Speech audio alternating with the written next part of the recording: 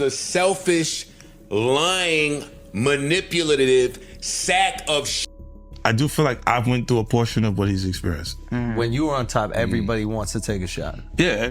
From Drake having a lot of friends in the industry, Drake's a real good dude, first and foremost. Our relationship most definitely is real close. to now having almost none of them left, why does Drake keep losing friends and gaining enemies? Is it from people being jealous of his growing success? I don't think they ever liked Drake. Think about it, he too easy to hate on. Tall, all the women love him, all his music good, got a whole bunch of money. Or is it the karma of his own actions coming back to haunt him? This nigga's been a sack of shit behind the scenes. Alleged actions that made this first former friend so mad, he united the whole rap industry to try and destroy Drake's career. He looked at it like, this guy's just like really just insensitive, just like an asshole type, right? Metro Boomin went from being one of Drake's biggest fans to flat out hating him. Although in the beginning, that hate stayed low key. Subtle things like liking and unliking tweets, taking him off his album, It just really wasn't no room. and allegedly pillow talking about him. Shit, nigga, you a pillow talker for the max. But in 2024, Metro made it clear to the world how he really felt about Drake. He produced We Don't Trust You and later We Still Don't Trust You, albums filled with some of Drake's biggest enemies, both old and new. But to understand how Metro Boomin went from being a supporter to someone actively trying to end Drake's career, we have to ask the question, where did the trust break? The first theory might surprise you. Drake allegedly got involved with a woman Metro had been seeing. Shocking, I know. But Metro quickly shut down that rumor. Me and Drake, we had a personal issue, and for the record, not over no girl or nothing like that. Academics even doubled down, saying the same thing. But that's where it stems from. So it wasn't over no girl. Metro did, however, leave us clues about what this was really about. It was a personal issue that really hurt me and disappointed me. That personal issue is believed to trace back to 2022 when Metro's mom passed away. At the time, he was working closely with Drake, and according to academics and Joe Budden, that period may have created tension between them. Talking about, hey, but this mom died, hey, all that's cool, but where my beat at? I don't give a that your mom died. So Joe is kind of alluding to this, the Metro Boomin situation. The story goes, Drake was either trying to get on a record or trying to get this beat to finish up a project. Metro's mother had just passed away, right? He never said Metro's mom and nothing like that, but I think he was a little bit pushy. Yo, bro, could you send me that beat, bro? Could you send me that beat? Yo, bro. And Metro was just like out of it, just like distraught. When it came to Metro, he looked at it like, yo, this dude is like not human. He lacks like that type of humanity to understand why music might not be at the top of my mind right now. But nobody outside their circle knew the whole story. Although what happened next ended up changing how people may view Drake forever. In 2025, after Young Thug was released from prison, one of his recorded jail calls surfaced. And in it, he seemingly confirmed that Drake had treated Metro Boomin poorly around the time of his mother's passing. And Drake's so stupid, he probably just sent the stupidest condolences like, yeah, bro, sorry for mom, and you know I'm here for you, bro, whatever you need. Just like I'm stupid. Instead of giving a nigga some wisdom of something real, he probably just said some crazy stuff on the phone, which is, he's still genuine, you know what I'm saying? But you probably said something like that, and then you come right back 2-3 weeks later like, yo, let me get this on. This brings us back to 2022, the year Metro dropped his Heroes and Villains album. Originally, Drake was trying to get a verse on the song Trance, but when the final version dropped, Drake's verse was missing. What happened with the Trance record? Because Drake, why did that version not make the album? Then the outro, it was just already like, it just really wasn't no room. It was just wasn't no room. It wasn't nothing personal, it just wasn't no room, so. I think there's ever been anyone who's told Drake, I think the song is done. Not that I know. In the history. But for anyone paying attention, that explanation never made any sense. Looking back, it feels more like revenge. A silent message from Metro after Drizzy allegedly treated him poorly. Although, Drake didn't stay silent. Just days after the album dropped, a leaked version of Trance appeared online, this time with his verse included. Many believe Drake himself leaked it, possibly trying to overshadow Metro's release and get fans asking why his feature was missing in the first place. And that's exactly what happened. Somebody said, what do you mean it was no... That's what I'm trying to say. It's like, oh no. But if this theory sounds wild to you, it wouldn't be the first time Drake allegedly pulled a move like this. Back in 2015, when Fetty Wap was dominating the charts, Drake asked to jump on a remix of his song My Way, but Fetty had originally planned to give this to his friend Monty. That was supposed to be Monty's record. And if you notice, even in the video, we show more Monty than they do me. When he jumped on the record, you know, the first thing I asked him, like, yo, can you just take my verse off and keep Monty up there and it just be, let me be on the hook? You asked Drake if he could take you off the record and keep your mans on. Yeah. Days later, a remix of My Way featuring Drake without Monty suddenly leaked on SoundCloud. And when it came out, brother, came out on SoundCloud, Monty would come on like, huh, then like, doom, doom. And then it just fades out. He's pretty much on the record. And then I was just like, wait, so he never sent it to you then? So he just put it out on SoundCloud? I wouldn't say he did it, but I guess somebody from his camp did. If we guess why, it's probably because Drake was never going to get on a song with Monty, and he may not have liked Fetty's response to Drake trying to do him a favor. Drake is not running around doing verses and hooks for Monty's. Are you following me? I follow, yeah. That's preposterous to even think. In the end, Drake never worked with Fetty again, and Fetty's career collapsed shortly after. So when you hear that Drake may have leaked Trance after being cut from Metro's album, it starts to sound a little familiar. But if Drake was expecting Metro to just roll over, that's not what happened. He liked a fan's tweet saying leaving Drake off of Trance was the right decision. And shortly after, he released the original version of Knife Talk, a song Metro Boomin and 21 Savage gave Drake for his album Certified Lover Boy.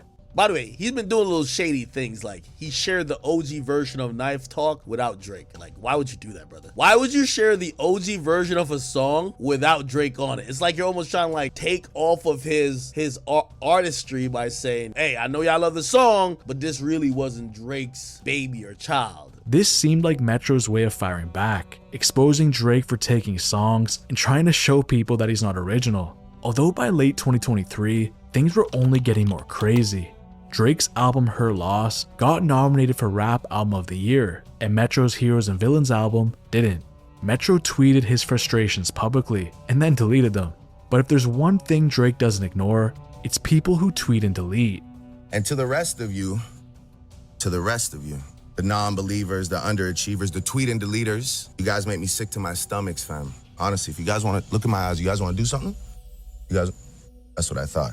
No. Metro responded yet again, this time with a simple gif. But behind the jokes, tension was boiling, and it might end up being the reason Drake's career will never be the same. On March 22nd, 2024, Metro and Future dropped We Don't Trust You. Even the title sounded personal. The songs were filled with lines about betrayal, fake actions, and loyalty, not to mention Drake's biggest enemies featuring on the album. But while they denied it was aimed at Drake, everyone could see through it. Fake written all over you, hate written all over you. And if one album wasn't enough, they released a sequel, We Still Don't Trust You, again featuring Drake's biggest enemies. At this point, it was pretty clear, Metro Boomin had orchestrated more than just albums. He built the stage for Drake's rivals to unite. Not to mention, the first album We Don't Trust You had the song Like That with Kendrick Lamar, a feature that ended up triggering Drake's 2024 battle with his biggest enemy. And looking at that, it turned into a whole nother situation for Drake, to say the least. Although in Metro's eyes, this all could have just been personal payback for how Drake treated him during one of the hardest times of his life. And for Drake, it's a friendship turned to rivalry, not to mention the potential karma of his own actions coming back to haunt him. But despite Drake and Metro's fallout being loud in public, it wasn't unique, because as Drake's circle got smaller, more of his closest collaborators began turning against him. And one of them wasn't just a colleague, he was a friend of over 10 years. So the question is, was it someone jealous of Drake's success, or karma once again coming back to collect? Drake and Future have had one of the most successful partnerships in modern hip-hop, chart-topping records, global influence, and undeniable chemistry. But behind all of the hits is a story that's far more complicated, one filled with quiet tension, jealousy, and women. But believe it or not, their friendship didn't begin perfectly. It actually started with conflict. When Future released Tony Montana, Drake was supposed to appear in the music video, but he never showed up, leaving Future frustrated. Not long after, a misquoted interview led to Drake kicking Future off a tour, only to bring him back shortly later. Yet despite those early bumps, they became one of the most iconic duos in rap.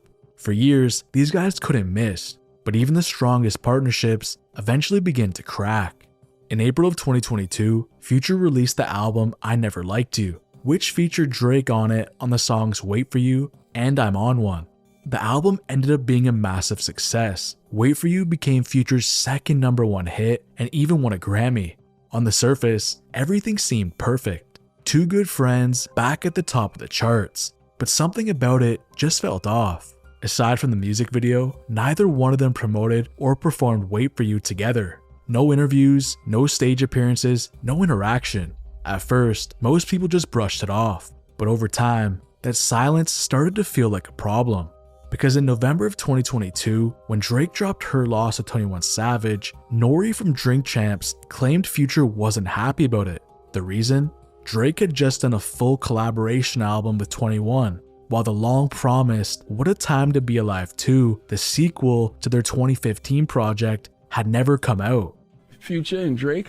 Oh, that's what I heard. I heard that's a big rumor that Future is not too happy this Drake and 21 Savage album. Future had been talking about that sequel since 2019, saying he was super excited for it.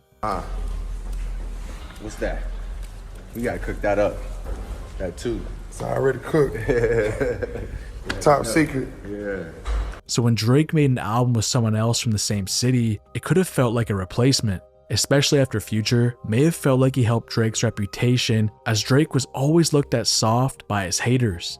But by 2023, the distance between them was clear. No new collaborations, no sightings, no online interaction, and when Drake dropped For All the Dogs that October, a 23-track album loaded with features, Future's name was nowhere to be found.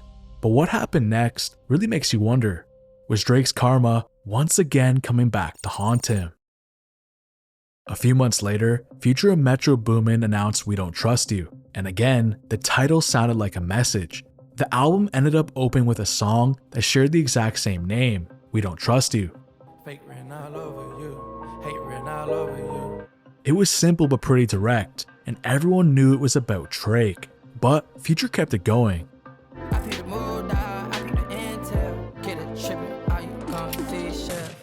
It sounded like he was saying he saw what was really happening behind the scenes, and if things went too far, Future was ready. But when GQ asked Future about the supposed tension just months later, he laughed it off by saying there was a beef. Although the music told a completely different story.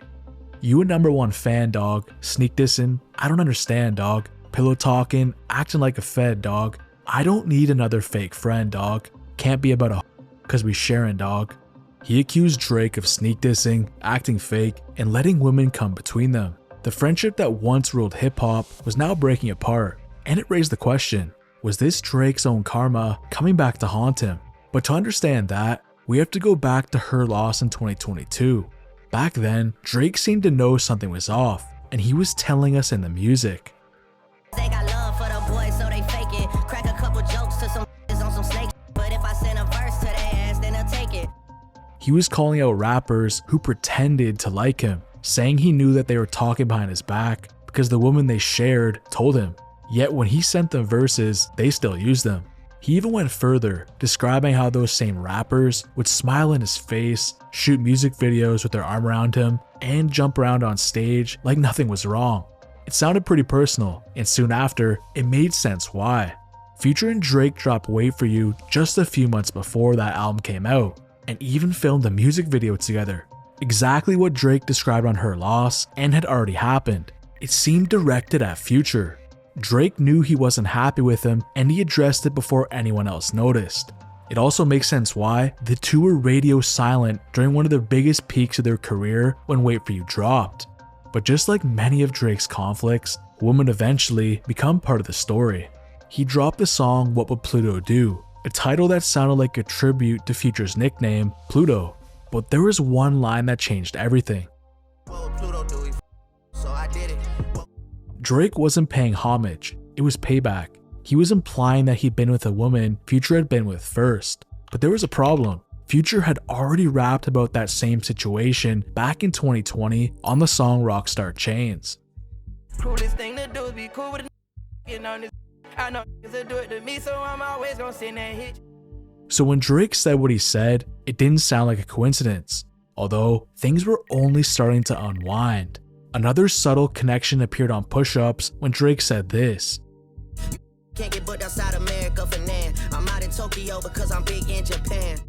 At first, this line didn't seem like much, until fans remembered Future's rumored girlfriend, Just Tokyo. She's been linked to Future for years, even wearing We Don't Trust You merch in March of 2024. But she was also seen showing up at Drake's concert soon later. Days after, something happened that would begin to connect the dots. She posted a photo wearing new Chanel shoes. And then if we connect this back to Drake's lyrics from Push-Ups, Trippin', Drizzy, Chippendale, probably got your nail. it starts to make a little sense. This was a clever reference by Drake. Chip and Dale are cartoon chipmunks who always outsmart Pluto the dog. And when you line that up with Future's lyric from We Don't Trust You, the pieces fit perfectly. Go purchase a new Chanel, I need a refill. It was pretty clear what Drake meant by being big in Japan, because it had nothing to do with music. But Drake wasn't done, and he was only getting more personal. I could never be nobody #1 fan. Your first #1, I had to put it in your hand. This was a direct response to Future's You're a #1 fan dog line. Drake reminded him, Way Too Sexy, Future's first #1 hit only happened because of him. This line wasn't nothing, especially from someone Future once called a brother. And although Future denied there was ever a beef between the two, he's no fool. Whether it was about the collab album never coming out, women coming between them, or pride, there's a real beef here. So I leave it up to you. Was Drake allegedly getting with Future's girls, or ditching him off the collab album, his karma coming back to haunt him, or was Future simply just mad that Drake didn't do the album with him? Either way, as complicated as this fallout has been, the next person in Drake's potential line of karma is a lot simpler, and when you really look further into it, it gets a little dark. The blame for Drake's historic beef with Kendrick Lamar is often put on Drake himself, for being overly sensitive, for not taking a joke, or simply being unable to handle competition. But what if what many see as the downfall of Drake's career wasn't entirely his fault? Drake and Kendrick Lamar first crossed paths in 2011, and the crazy part is, their story didn't begin with hate, it started with respect. Both artists openly praised each other in interviews. This is like actually one of my real friends. You meet a lot of people in the business. This is one of my real friends. Drake's a real good dude, first and foremost. And even collaborated multiple times. This wasn't just another surface level industry friendship, it looked real. But all that changed in 2013, when Kendrick dropped his now legendary verse on Big Sean's song Control. Usually homeboys with the same I'm rhyming with, but this is hip hop and the should know what time it is. And that goes for Jamaica, Big Crit Wale, Pusha T, Meek Mills, A$AP Rocky, Drake. I got love for you all, but I'm trying to murder. The verse wasn't a diss track, but it sent shockwaves throughout hip-hop. Kendrick called out nearly every major rapper by name, declaring war on the silence and claimed he was coming for the top spot, no matter who stood in his way. While many saw this as friendly competition, Drake didn't take it that way. But you seem just now a little irritated by it. No? Really? Yeah, just by even saying that it was those harsh words. It seemed like maybe it irritated you for a second. It's like now this, like everyone's gonna forget about. I mean, people don't even care about it anymore. So but, true. But now, especially this week, it's like, yeah, okay, moving on. Like because there's a lot of people that were mentioned that I feel like can't really go back and with that guy after that. You know what I'm saying? To him, it wasn't about competition. This was about betrayal. After all, Drake had gone out of his way to support Kendrick's rise. He put him on his double platinum album, Take Care. He let Kendrick open up for him on tour. One of OVO's main producers, T-, produced the hit record Swimming Pools, and Drake even jumped on Kendrick's single, Poetic Justice. Not to mention, Drake showed Kendrick nothing but love publicly.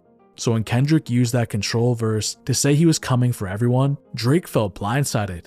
Someone that he helped to level up was now publicly declaring that he wanted to take his spot. This really hurt him, especially when, according to Drake, Kendrick told him in person that the verse wasn't meant to be serious, that it was all lyrical competition. But Drake, he didn't buy it.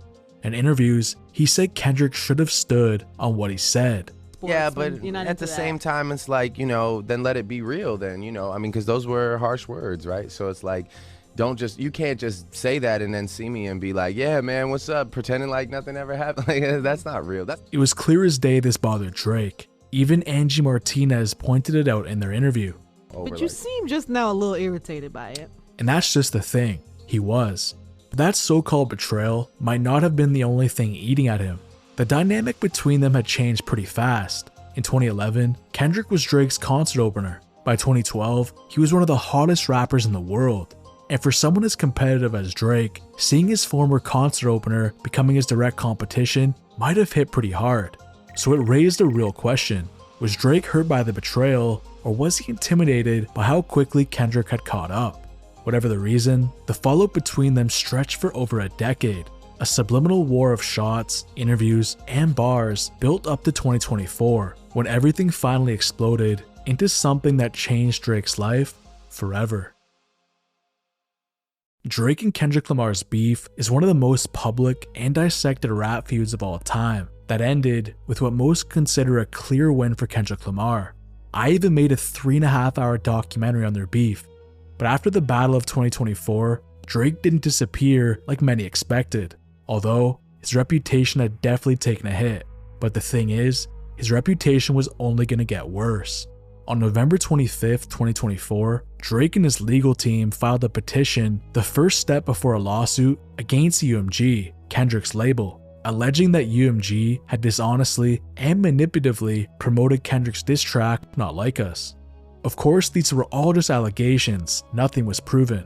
But the fact that Drake took the fight to the courtroom was completely unprecedented. But the thing is, it didn't stop there.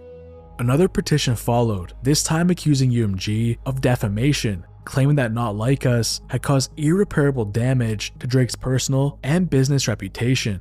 A clear reference to the song's potential message about Drake's relationship with younger girls. But in early 2025, the case finally reached court. After months of review, the judge dismissed Drake's lawsuit entirely, ruling that there wasn't enough evidence to support the claims. This dismissal immediately became a trending topic online, with many calling it a huge loss for Drake. Some said it officially closed the door on their feud, while others argued it marked the lowest point of Drake's career. But what we can't argue about is that this feud, which began with one verse on Control, grew into something far larger than either artist probably ever imagined. It became about pride, image, and legacy. Although to many, Drake's sensitivity, both in 2013 and in 2024, ended up shaping the perception of his entire career. And that same sensitivity being the karma that ended up coming back to haunt him. Although the craziest part about Drake is he often doesn't learn from his mistakes or is making them all at the same time. Because this next example shows his sensitivity being a potential reason for one of the biggest artists in the world, yes the world, not just hip hop, will forever hate him. The Weeknd has made it pretty clear he does not like Drake, and to many people, his reasons are justified. Their relationship has always been strange, both from Toronto and both rising stars in the 2010s. Drake saw a megastar forming right in his backyard. In 2011, The Weeknd appeared on the album Take Care, featuring Twice and helping write several songs. The album debuted at #1 on Billboard, selling over 600,000 copies in the first week. This was a massive win for Drake, but it also put The Weeknd's name on the map. He's like, he came in as, my big bro and, showed the world, what I could do. But Drake was doing something else in the background. He was trying to sign The Weeknd to his label, OVO. But The Weeknd, he had other plans. He chose to sign with Republic Records instead of OVO. Likely a smart move when we look back at it. Republic could get his music more pop radio play, something that Drake's label couldn't do at the time. But Drake, he didn't take this lightly. He spent a lot of time and effort to trying to sign The Weeknd. Not to mention, he tried to merge OVO and EXO to build a shared empire. OVO EXO is, it'll always be there. But it's not there right now. It's not. It is. It is to you guys, but what I mean is it is. It will. And the same day The Weeknd signed his deal, Drake tweeted something that fans immediately assumed was aimed at him. The tension between them had slowly started to build. In 2013, The Weeknd opened up publicly about his experience with OVO, and this wasn't one of those glowing reviews. In a Complex interview, he claimed Drake took songs from him for Take Care. Drake allegedly told him he couldn't make the album without him, softening the blow. But The Weeknd, he still made it clear he gave up a lot of material for Drake's success. But despite that, they stayed cordial. They even toured together in the UK not long after. But after that tour ended, their friendship began to fracture for good. By 2016, The Weeknd was in a different place. In an interview with the Rolling Stone, he revealed he'd given almost half of his own debut album for Drake's Take Care. But he also admitted Drake helped him early on. Although the timing of this statement is pretty interesting. His single The Hills had just knocked Drake's single Hotline Bling out of the #1 spot on the Billboard. And Drake, he didn't like that. And he responded in a way that he knows best, with his lyrics.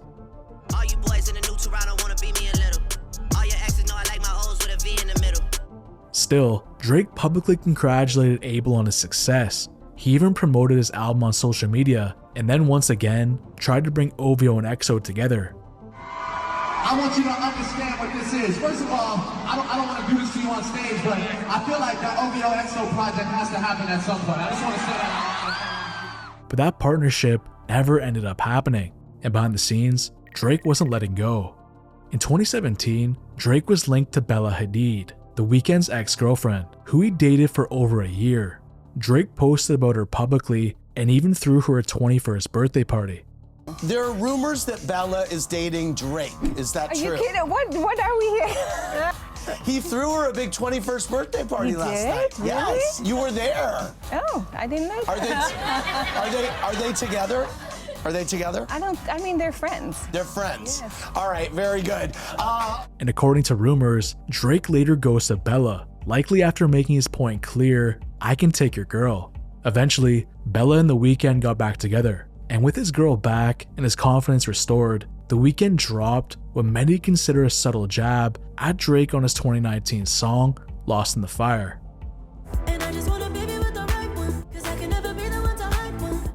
A clear reference to Drake's son Adonis. And after hearing that, Drake reportedly unfollowed The Weeknd. But as time passed, small disses continued from both sides. Although in 2019, something odd happened. Drake seemed to acknowledge his own role that led to them falling out, admitting that he had done some not so nice things to The Weeknd.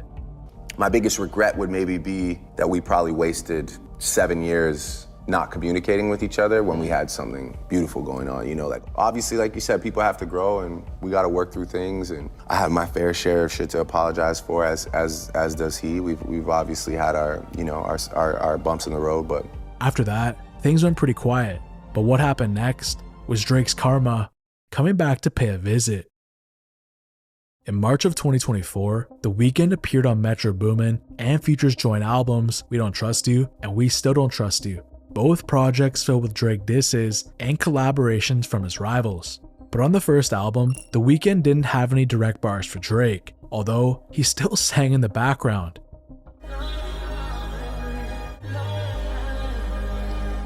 He hated Drake so much, he just wanted to be involved. Nonetheless, this was a statement. The Weeknd hadn't forgotten, and he definitely hadn't forgiven. But he was just getting started. On the second project, he finally spoke his mind. This was a direct reference to Drake's label OVO trying to sign him, and he was saying he was grateful he never did. Because outside of Drake, and arguably Party Next Door, no one from the label truly broke out. And looking at The Weeknd now, it's clear he made the right decision. But he wasn't done there.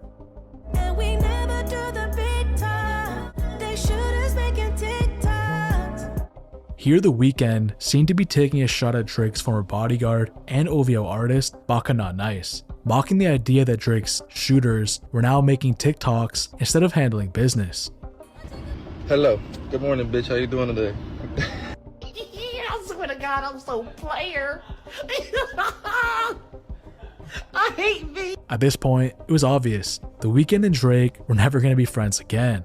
But as time passed, Drake decided to fire back. And this time, he went even more personal. On his diss track Family Matters, he directly responded to The Weeknd's subliminals bar for bar. If Drake shooters doing TikToks, in your gang, that's peace, brother. Y'all ain't getting shit shot, nigga. Drake laughed at The Weeknd's insult, claiming that EXO's people aren't real threats. He's pretty much saying, my crew's real, and yours is just all talk. But Drake kept it going.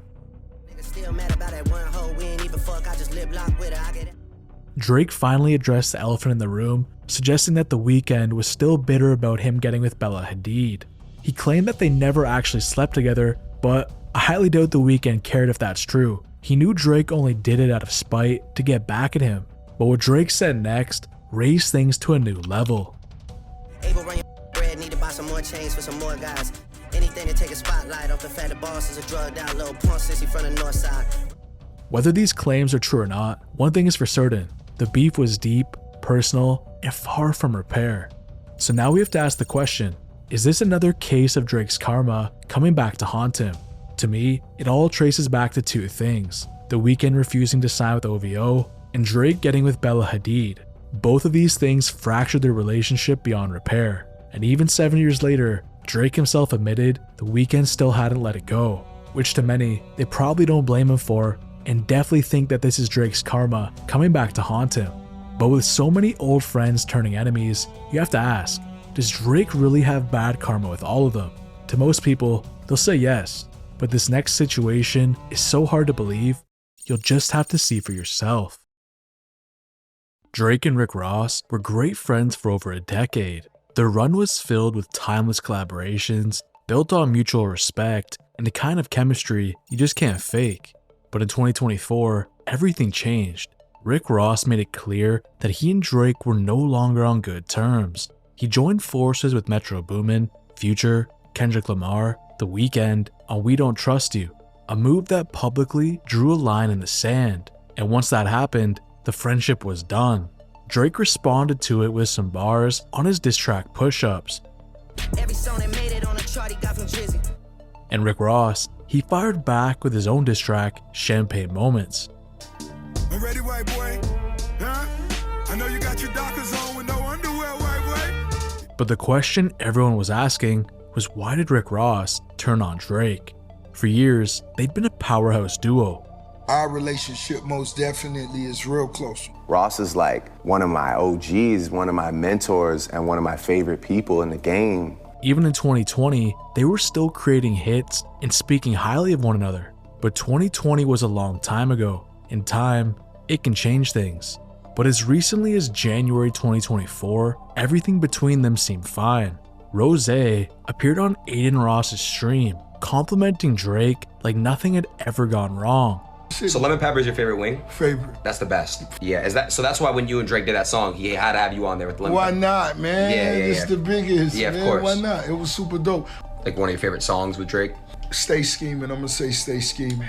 Drake came out to us. He came out in the streets. He came to us when we put that record together. It was one of those vibes. So that was most definitely magical. But just a few weeks later, everything shifted.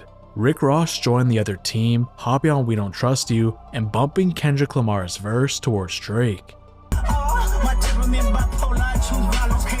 But how did friends of over a decade suddenly fall out between those 2 months? According to Rick Ross, the beef started because Drake allegedly sent a cease and desist letter to French Montana.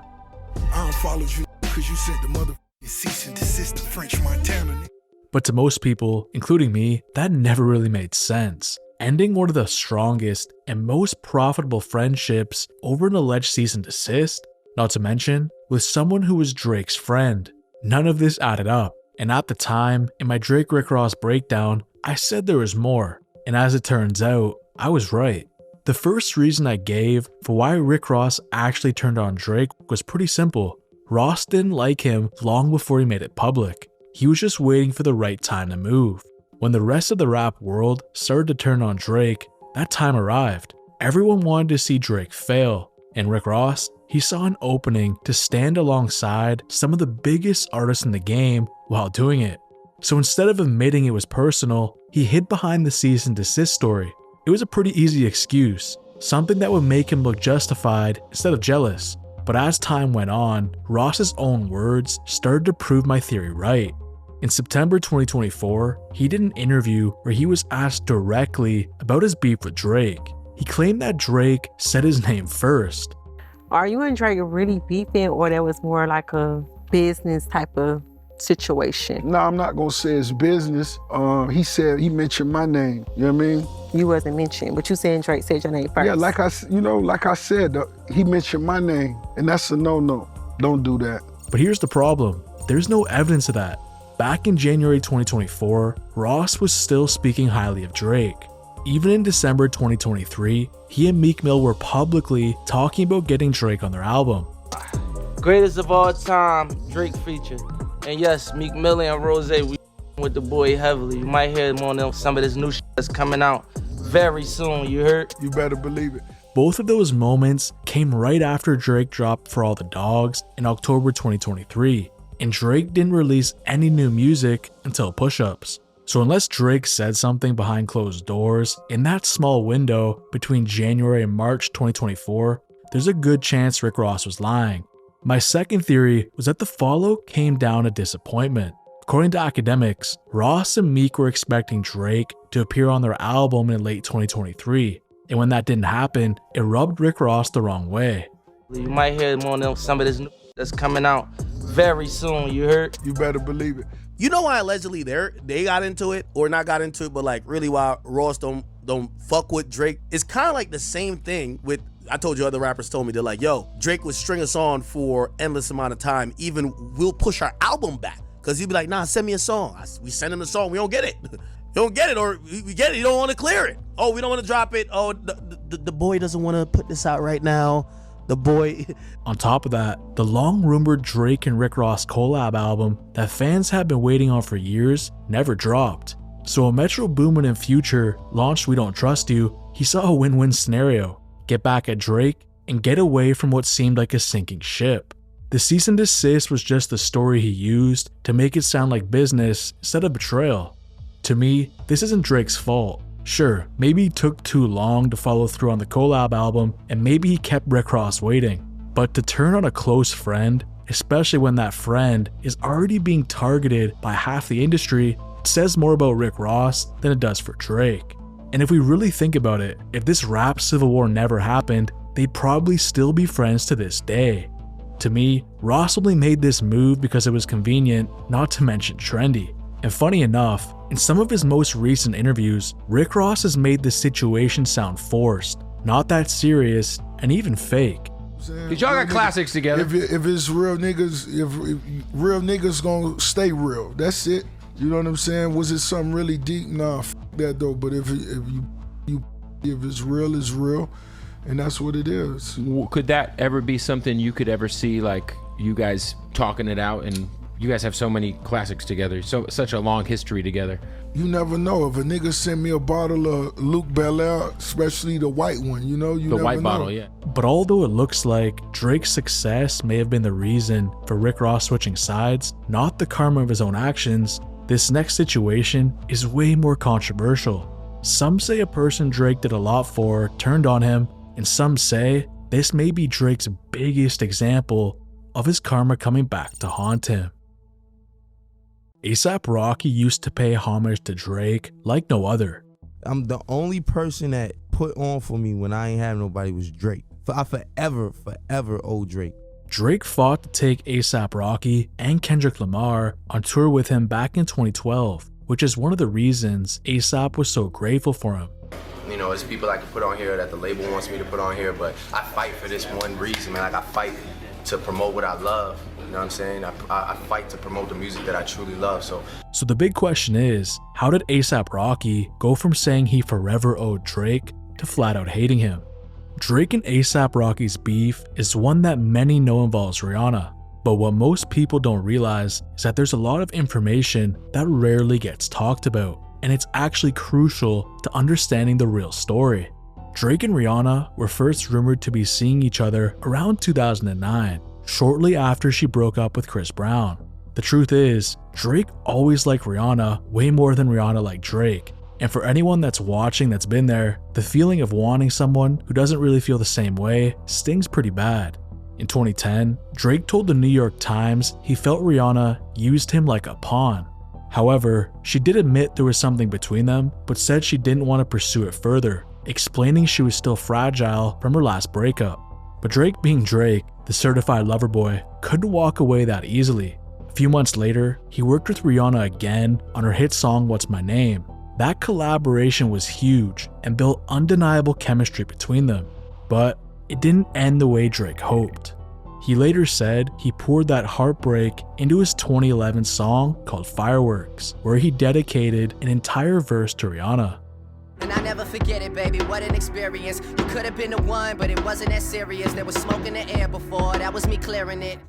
Even after that, Drake didn't seem to learn his lesson. On November 15th, 2011, he and Rihanna reunited on Take Care. In the video, they were holding each other close, and the world assumed Drake had finally got the girl he'd been chasing for years. And maybe he thought so too, but a few months later, things fell apart again.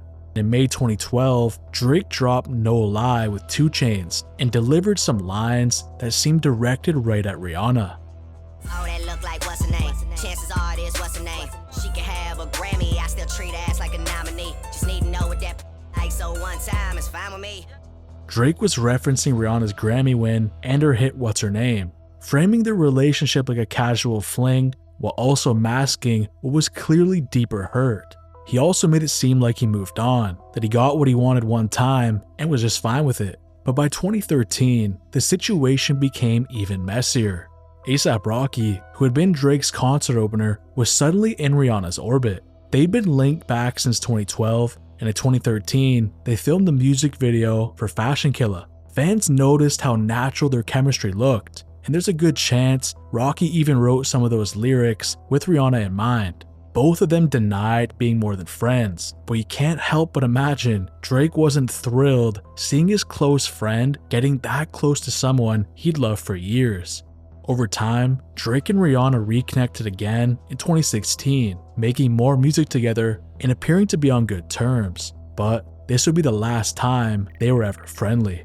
That same year, one of Drake's most awkward public moments happened. One that made a lot of people in the friend zone feel a bit better about themselves. On live television at the MTV VMAs, Drake poured his heart out while presenting Rihanna with an award. He told the world he'd loved her for years, only for Rihanna to dodge his kiss in front of millions of viewers.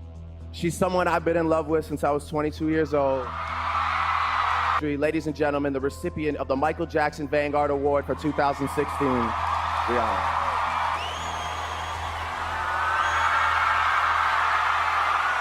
It's one of those moments Drake never forgot, and honestly, who could? 2 years later in 2018, Rihanna revealed in an interview that she and Drake weren't even friends anymore. But that wasn't the biggest blow. In 2021, Rihanna and A$AP Rocky announced they were expecting their first child together. 2 years later, in August 2023, they welcomed their second.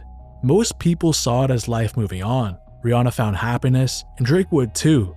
But Drake, he didn't see it that way. In 2023, Drake reignited the tension through music. On his album For All the Dogs, the song Fear of Heights included bars that had everyone talking. Why they make it sound like I'm still hung up on you? That could never be. If there was any doubt on who he was talking about, the next lines made it obvious. Y'all can't run me, better hinder me, better it's not me, I'm anti. The repetition of anti wasn't random. It was a direct reference to Rihanna's 2016 album, Anti, which featured Work, a track Drake himself appeared on. He also implied their intimacy wasn't that special, saying the bedroom was average and that he'd been with women way badder than Rihanna.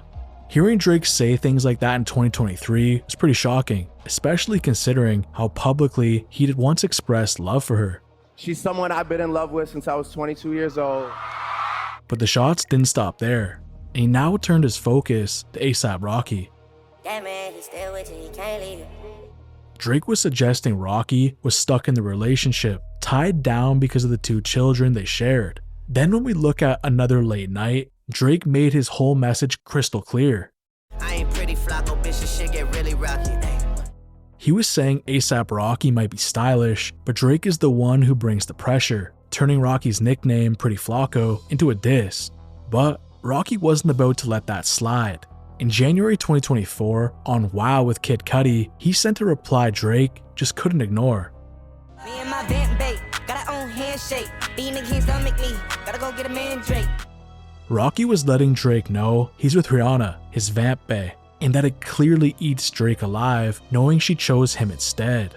But just when you think that might be the end, the real moment came on April 12, 2024, when Metro Boomin and Future dropped We Still Don't Trust You, their second album of the year.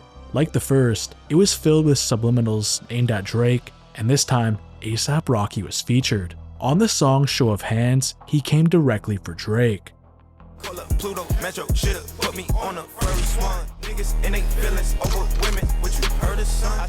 Rocky mocked Drake for being emotional about Rihanna, then delivered a shocking line that had fans talking.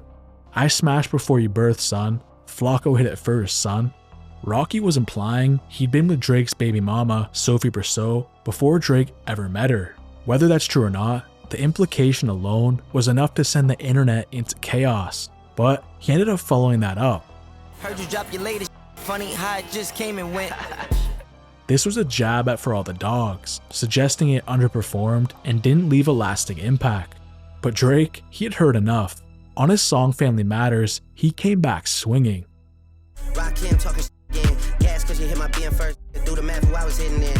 Drake was flipping the narrative, pointing out that during the same time frame, he was with Rihanna, Rocky's current partner. And I'll be honest, Rocky is one of my favorite rappers, but this bar didn't really make sense. And those bars were essentially a preview for what was to come, because Drake, he then came with what many seen as the lyrical checkmate.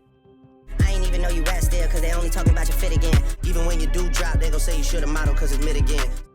This was a brutal but accurate shot. Over time, Rocky had become more recognized for fashion than music. Drake was highlighting that shift, suggesting his career was running on image more than output. But Rocky didn't exactly prove him wrong. During promo for his upcoming album, a snippet of Hijacked leaked, where he repeated the same disses about Drake's baby mama and Rihanna. Don't compare that pussy boy to me. These want my wife back. The people want my next track. Lyrically, Drake won this one, but emotionally, Rocky came out on top. He's living the life Drake always wanted, with the woman Drake never got over. So is this beef Drake's fault? Probably. You could argue Rocky crossed the line, hanging around Rihanna in 2013 after everything Drake did for him. But you could also say Drake should have let go of the past. Instead, he carried those feelings for over a decade. In the end, it's another story of Drake's actions coming around to haunt him. Although some will say Rocky isn't haunting him too bad based on their lyrics, but it's more about haunting him that he has a beautiful family with the love of his life. But when it comes to karma, what goes around always comes around, and this next situation definitely showcases that, as it may be part of the reason things went so south with Rihanna and Rocky, as Drake was once on the other side of a love triangle and hurting a former friend's romantic life forever. Drake and Joe Budden weren't just two rappers, they were friends who once respected each other's grind. I'm honored to be around you, man. This is the first time. Yo, come on. But what started as mutual admiration slowly turned into one of the strangest feuds in modern rap. A story filled with ego, betrayal, and even rumors of them being involved with the same woman, and a woman Joe once proposed to. The first crack in their friendship appeared in 2016 when Drake dropped his album Views. At the time, Joe was still building his now very successful podcast. It didn't even have an official name yet. It was literally called I'll Name This Podcast Later. Everyone was reviewing Views, but Joe's take hit a little different. On May 4th, 2016, during episode 64, he gave his honest opinion, and to Drake, maybe a little too honest. I think that kid on that album that I heard sounds real uninspired. That's what I think. I think that music is real good. You can't fool a real nigga. He said he was still a fan, but to many people online, it sounded like Joe was taking cheap shots at Drake. But what really stirred things up was how Joe promoted this episode. He posted short teaser clips before the full one actually dropped. Out of context, they made it look like he was just clowning Drake the entire time. And the internet, well, it ran with it. Maybe it was planned, maybe it wasn't. Either way, it worked. The controversy went viral and helped turn Joe's small podcast into the powerhouse it is today. Drake, although, he wasn't amused. A couple months later, in July of 2016, he fired back on No Shopping with French Montana, slipping in some bars that made it clear he'd heard everything Joe said. Pump it up. She got a good head on her, but I pump it up. I'm not a one-hit wonder, they know all my stuff.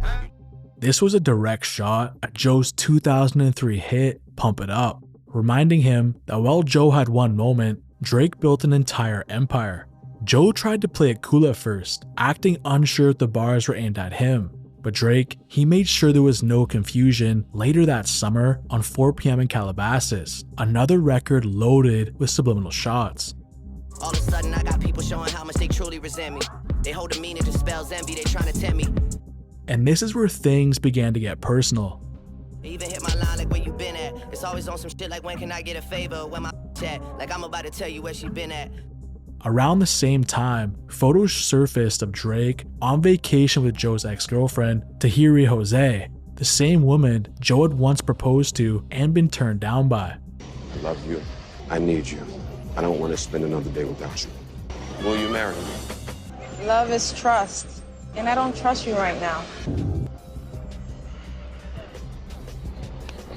Rumors started swirling that they were dating, although Tahiri denied it in an interview with DJ Vlad.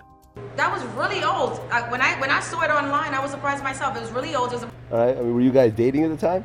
Drake and I was getting to know each other. And what happened with that? He went his way and I went mine. But there was a crazy part. Years earlier, Drake had been caught admiring Tahiri in an old clip from Joe Budden's own YouTube channel, proof he'd been interested long before. Tahiri looks great tonight. Congratulations. Tahiri looks great. Joe claimed he wasn't bothered. Did you ever text Tahiri like a word? No, I hit Drake. Really? And what'd you say? What did you say? I said, yo, don't think that I'm one of the sucker ass that's gonna be mad about that. Like, I want you to know it's okay. But his next move said otherwise. He came out of retirement and dropped Making a Murderer Part 1, a direct diss track towards Drake. But now my phone blowing up, they like what I'm gonna do. Show the world you shouldn't poke a man with nothing to lose. All of this just because I wasn't in love with his views. He called Drake overly sensitive, accused him of being unable to take criticism, and took shots at Drake's subliminals, even accusing him of liking Joe's exes. So when I seen you, shorty, not a bitter bone in me. I ain't think I had to handle the plan, said I'm aware, have fun, understand that it's fam. But he didn't stop there. A week later, Joe dropped another diss called Wake, this time accusing Drake of stealing from his own artist and attaching himself to whoever is hot at the time. You're the guy that rides waves, never the one who starts them. Then came a third track called Afraid, another lyrical assault expanding on the same themes. Despite his quality, Joe's disses were slept on by most mainstream fans, but the feud didn't stay in the booth for long. Drake's fans pulled up outside Joe's house, recording themselves taunting him. Joe, being Joe, chased them off with his bare hands, a moment that instantly went viral and became one of 2016's wildest internet clips. Somehow after all that chaos, Drake tried to extend an olive branch. He invited Joe to one of his shows, maybe to talk, maybe to make peace, although Joe turned it down, later admitting he didn't trust Drake's intentions. In the months that followed, Joe said he was genuinely hurt by the situation, saying that he thought they were closer than that Drake should have known it wasn't personal. By 2020, things seemed better. The two reunited on Instagram Live, laughing and reminiscing like nothing ever happened. But what happened next damaged their relationship forever. In 2023, everything between them fell apart again. On October 6th, Drake released For All the Dogs. As always, Joe reviewed it on his podcast. Where is the verse that Yachty said is arguably one of the best verses Drake has ever written? It's nowhere on this project. No. It wasn't the harshest review, but Drake was already taking heat online over the album's mixed reception. There's certain songs that instantly jump out the page at me. I'm like, okay, these are those fire. Then there's other joints I'm like, I don't know about this joint. So when Joe spoke up, it may have hit a nerve.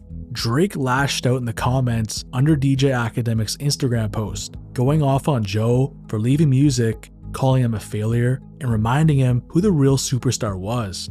It was a long, emotional message, one that said more about Drake's pride than the album itself. That moment made something clear. No matter how successful Drake gets, Joe Budden will always get under his skin. Maybe because Joe represents what Drake can't control, the critics who don't need his approval. And despite Drake calling Joe irrelevant, the truth is obvious. if Joe didn't matter, Drake wouldn't still be responding to him all these years later. Many believe Drake created this feud himself, again unable to take criticism, too reactive when challenged, and of course, the alleged getting with Joe's girl. To some, it's yet another case of karma really coming full circle. But when we ask ourselves the question of is Drake the victim of karma or success, the truth of the matter is, it's both. Almost all of these stories follow the same pattern: friendship, success, tension, and fallout. And maybe that says more about the game than it does about Drake. But if there's one thing this chapter of his career proves, it's that karma doesn't miss, not even for the biggest artist in the world. Because when you've spent years playing chess with people's trust, eventually the board flips back on you. And when it does, even a king can be left without a single piece standing beside him.